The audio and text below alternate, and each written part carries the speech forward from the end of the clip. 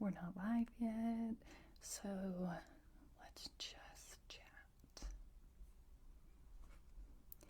Hey, welcome to the Death of a Dream podcast, where we do a different intro every time. I'm your host, Hanna Nuss. It's so great to see all of you. Let's go ahead, dive in, ground ourselves with our greatness. That's really where we want to start every day. Okay, so my great thing, you know what? Honestly, today I'll be speaking on my first stage, which it's a virtual stage. So if you're out of state, which all of you likely are, I don't know, I just posted to my Instagram stories, like, call in sick to work. It's a $40 conference where you're going to have women feed into your soul. Play hooky, take the day off, starts at 8:30, pretend that you're sick, right? Everybody's going to believe you. Just start coughing a little bit. They'll let you go home. No question. Okay. There, now you have your excuses. But I think my great thing for today really is getting back up. Today will be my first stage actually talking about things related to me and what I've built and where I come from. And I had been speaking before. I had landed some speaking engagements, but those were always kind of for other things, other companies that I worked for, other things. So this will actually be my first talk about what I'm building, what I'm doing, and not even what I'm building and what I'm doing, really how other people can do similar things to me and how I did mine, and, just kind of shedding some light on why long form. And most of you are probably going, I don't even know what she's talking about at this point. But most importantly, like, getting back up. I just knew that I wanted to be on stages, period. That's it. And I had applied for this exact conference right when I first started. And I remember getting denied and just really being like, oh no, I'm not good enough.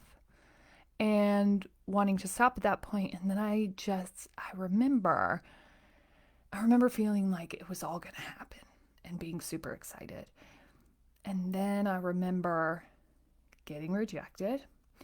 And I remember just being like, okay, well, who knows, right? You don't really know what's going on.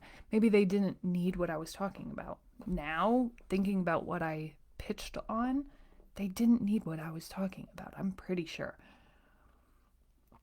And so, like, you never really know why you get denied for something, but your ability to get back up. So, we keep doing this work. I keep figuring more things out. And almost a year later, actually, the application would have been at the same exact time.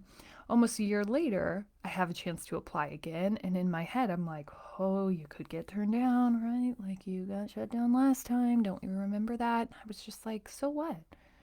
Keep getting turned down. Keep putting yourself out there. Your only job is to know what you want to do and then to just keep going. And, I've been talking about this fear place that I've been in the last couple of weeks. And that's just it. Like, this is such a great reminder today of, like, you're going to grow into it. If it's something that you want, you'll get there.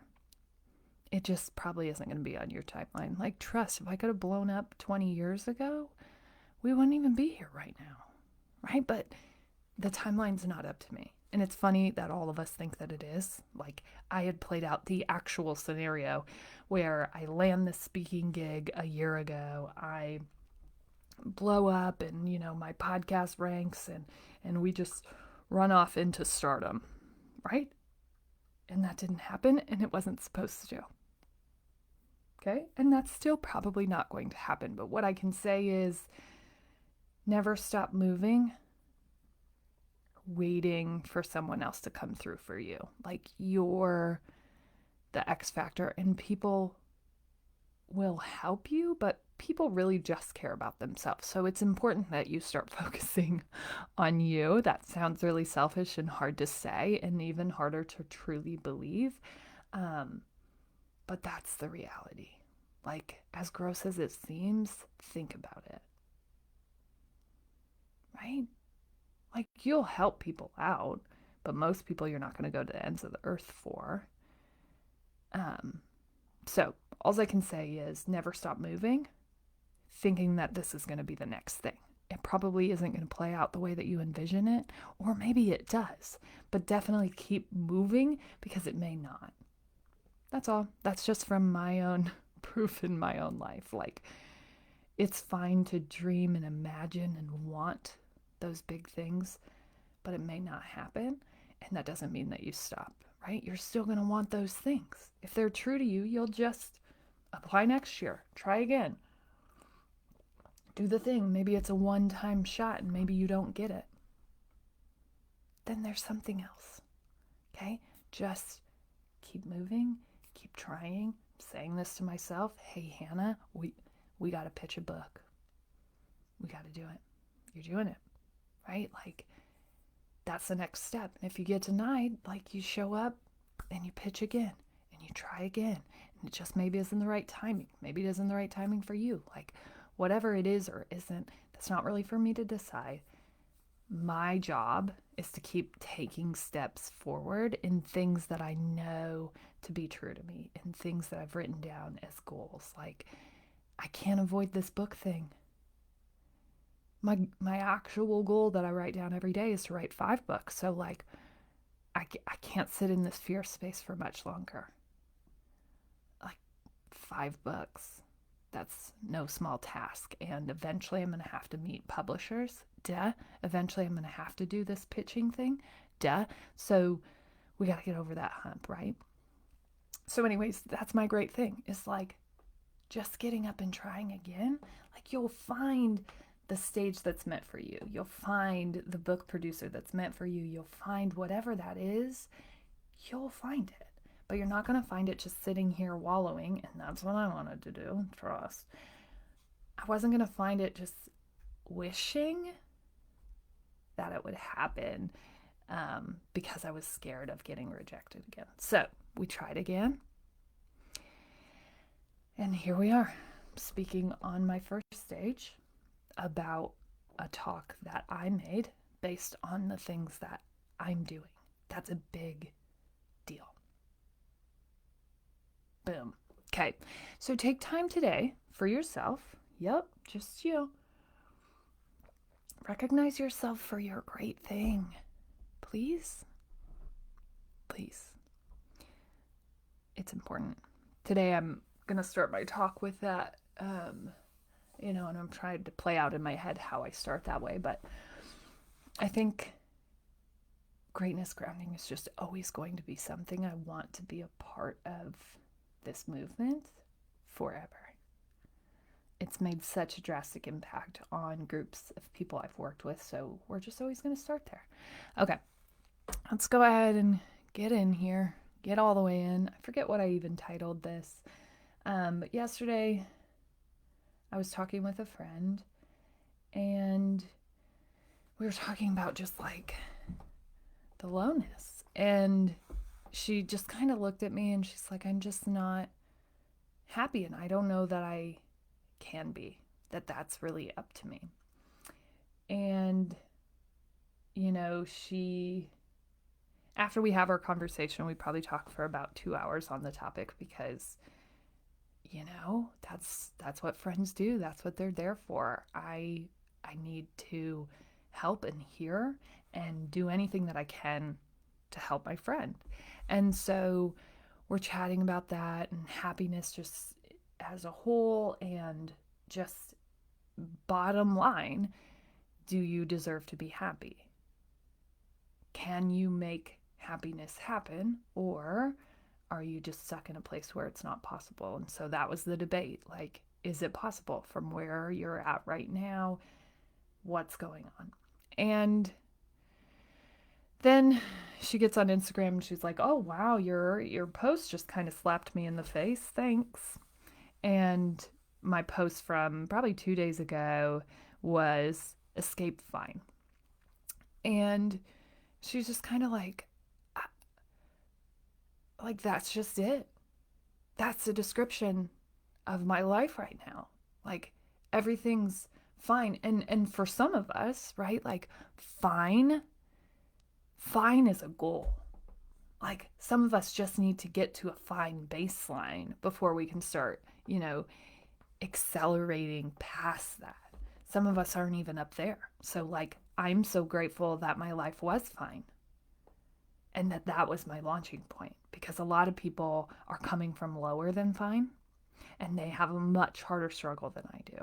But either way, my life was fine, right? Just fine. No real reason to shake it up. No real reason to change it up. No real reason to keep fighting for myself. It was just fine.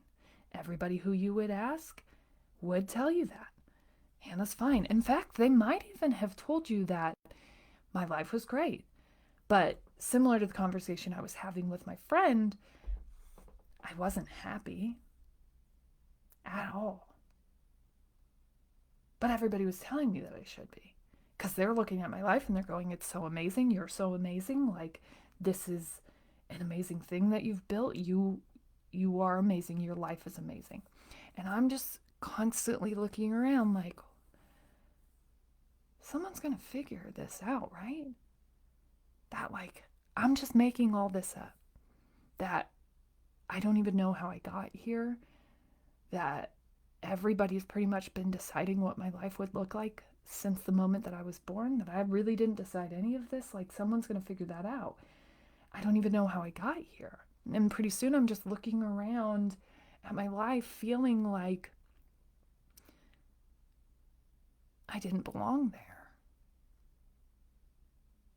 And truthfully, knowing in my core that it was too small. That this life that I had planned on, this safe life, this backup plan life, would never sustain me, right? And I would quickly figure that out as I quickly accomplished all the things that I had set, right? Because that's what we do when we dream too small, right? Like, we figure those things out. And then if you're like me, hopefully you aren't, but I'm going to go ahead and throw it out there anyways. Then if you're like me, you're looking for the drama. Like, once you've accomplished everything, it's kind of like, okay, how do we make this exciting now? Because did that, check. And I was just constantly looking to drum that up, constantly looking to pull drama into my life because it didn't exist anymore, because there was nothing to strive for, because there was nothing to push for. There was really just nothing, period. And I didn't really know that as I was going through it, because no one was really talking about that, right? Like, a lot of people were just running through life kind of going, oh, well, and most of the people that I would listen to talk were like, I survived this. This was a big thing. This was a big painful moment. And then I just decided that I couldn't, that I needed to rise up from here, that I had to do this, that I had to pull it together, and I had to get this done. And every day I woke up fighting to stay out of that life. And every time I would hear that, I'm like, be grateful, right? Like, your life is fine. Do you realize how big of a blessing that is? And even as I was talking to my friend yesterday, she was saying the same things, echoing that same exact place that I was in not so long ago. Like, your life is fine. There is no reason for you to fight. And so that's why I wanted to tell this story. That's why it was so vital, because what do you do when the worst thing that happened in your life is that your life is fine. Right? Like, that was it. And I knew right in that moment when I had that realization that I was either signing up for it and just going down that path, or I was going to sit up, decide that this is my story regardless, and just start going from there. And when I started going from there, I sat back down and I wrote new dreams down because I had none left. And a really big piece of me had always just kind of had always revolved around this idea of writing, had always revolved around this idea of speaking on big stages. Like, hey, by the way, if you watch a lot of TED Talks, if you listen to a lot of podcasts, that might be the avenue for you, right? And like secretly in your mind, you're like, I really want to start a podcast, but that's not realistic. What would I talk about? What would I do? Hey, you should go ahead and just start. You won't figure it out wondering what you would talk about. You'll figure it out talking. That's what I figured out. Anyways, I pulled myself back up and I decided that I needed new dreams. And when I sat down at that book to write those things down, I probably sat for about 3 months staring at this book, wanting to write dreams down, but knowing that I still had none. And this would have been, let's see, I turned 30. I took an intentional vacation, which I never had done in my adult life. I had taken a vacation to really sit down with my thoughts on the subject of where I wanted to take my life. And I wrote stuff down, but it really wasn't where I wanted to go. And honestly, as I was sitting there and I was typing the things, my honest fear was that I end up right back in this place. That I elevate and I accomplish those things and I fall short again. And I end right back up in this fine life that I have to decide if I want again.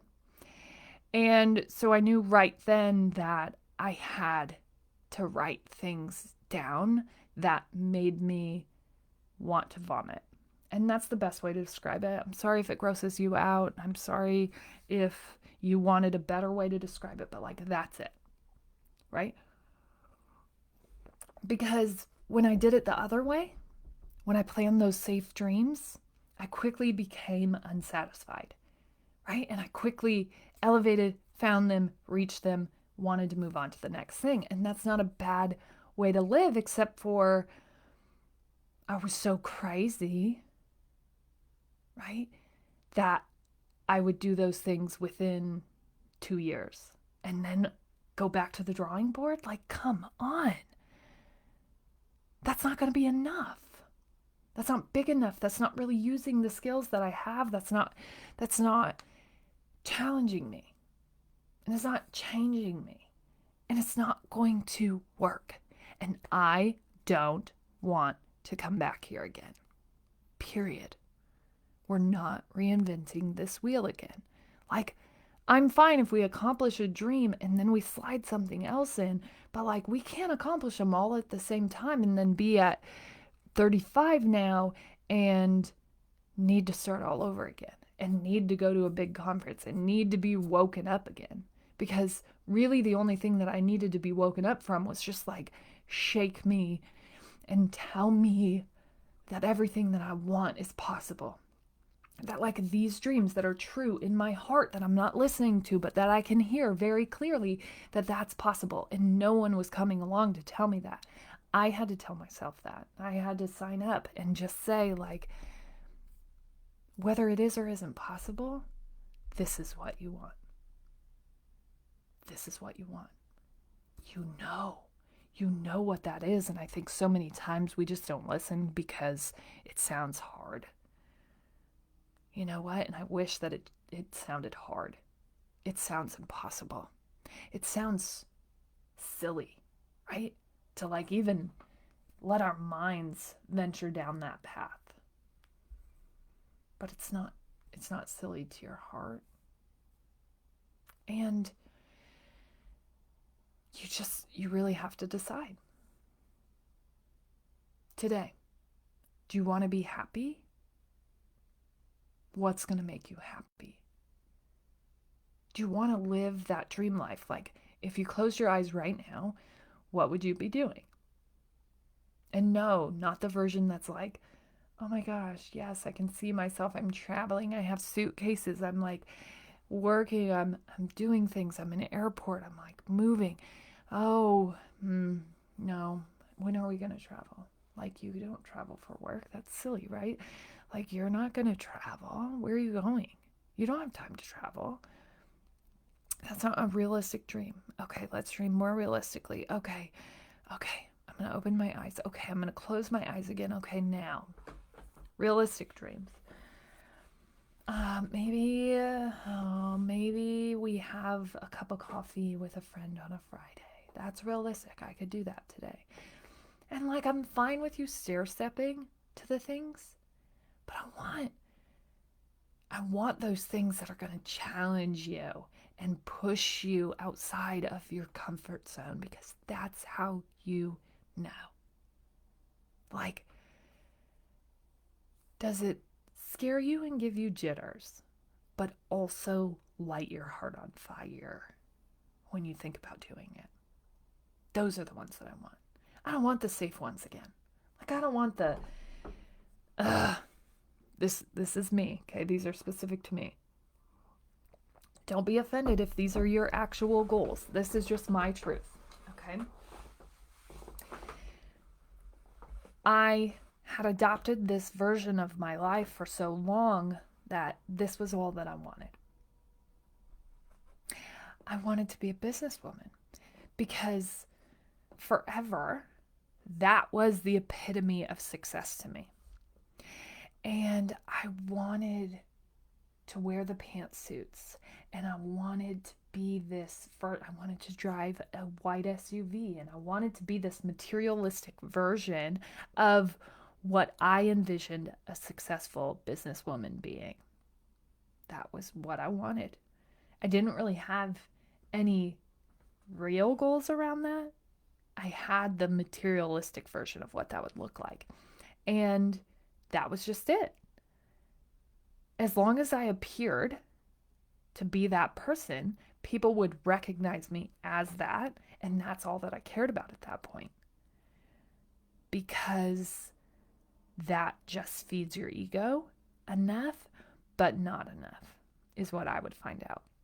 It would never be enough. And so, like, you try to accomplish more, you try to be in places, but since I had never really sat down with what I wanted, I would quickly get exhausted. The ego boost wouldn't be enough. And everybody would just keep saying, like, oh my gosh, you're so amazing. Like, you're really going to do something. And then I just wind up in the same place where it's like, well, what am I going to do? What am I supposed to do? Is someone going to come tell me? Because I'm feeling a little bit burnt out now. And when I didn't have those constant ego feeds, ego exchanges, when people weren't telling me that I was great, I was always striving for that comment again, for that next person that was going to validate that I was amazing. And it was basically based on what I showed up as, right? It was basically based on this idea, this person that I was projecting myself to be, right? Because I could convince people that I was that person as long as I was consistent with how I showed up, right? They wouldn't know. How would they ever know? Because you can go ahead and buy your way into looking like any role that you want. You can. You can buy the SUV. You can buy the nice clothes. You can do those things. But it isn't going to sustain you. And so happiness to me looked like freedom, which, so many of us want that, but we aren't really willing to talk about what that means. So for me, freedom looked like being able to structure my life, being able to go on vacations, being able to do things that I wanted to do because I wanted to do them. Like, that's what that looked like for me. And happiness looked like me being free to explore different things. Happiness looked like me, I don't know, just living the life that I actually saw when I closed my eyes. Not living the life that I had convinced people I was living, right? Like, I didn't feel like a successful business person, even though I looked the part, even though I could talk the talk, but I wasn't really walking it, because every day that I walked in there, that somebody wasn't boosting my ego based on how I looked, based on how I showed up, I quickly became exhausted. And so I think today it's just really about finding what that is for you. And it's going to be different for everybody, and everybody's journey is so different. But like, what are those things that are going to sustain you long term, that are going to push you beyond your comfort zones, and not just the materialistic version of what those things are? Because that's pretty much where I built my dreams, where I had built my life. Like, whatever's going to just look the part for everybody, that's where I want to show up. And it just isn't going to work.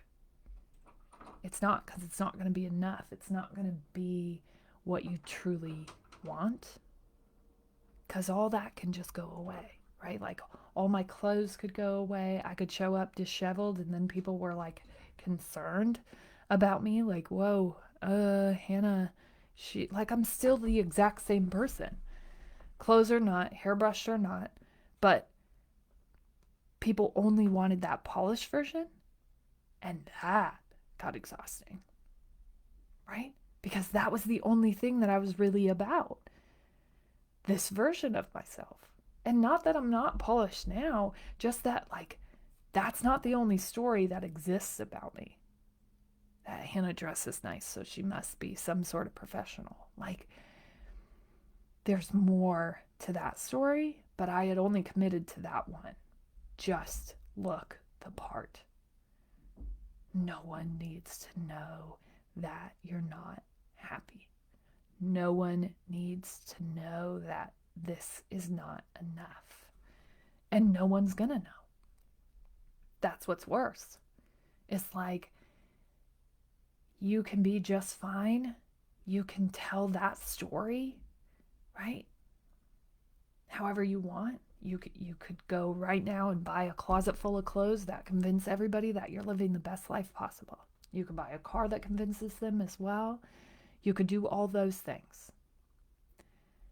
And no one will know the difference. But you will. And you can't convince yourself for that long. I'm telling you, from experience. Like, here I am wishing that I had written dreams that were unrealistic, that I had written dreams that seemed impossible, so that I didn't exhaust myself. And yet here we are, like, that plays perfectly into how all this is going to play out, and that all had to happen. The pain of that moment all had to happen for a reason, but there's still this portion of you that knows that it's fake, right? That knows that this can't sustain you long term. And that's what I want to prevent you from doing. Because for me, that looked like just trying to fill up with everything to boost my ego. And I was quickly exhausted. And I was spending all of my time doing things that didn't mean anything to me. Right? And so today, if you could just sit with what you really want, sit with what's really going to make you happy, figure out how you want to show up in this world. And it has nothing to do with your clothes, your cars, money, and it has everything to do with what's going to sustain energy over time, like what lights your soul on fire. As always, you're smart, you're strong, you're beautiful. What are you going to do? Change the world. Also, if you're listening to this, grab a ticket to you conferences. I'm telling you,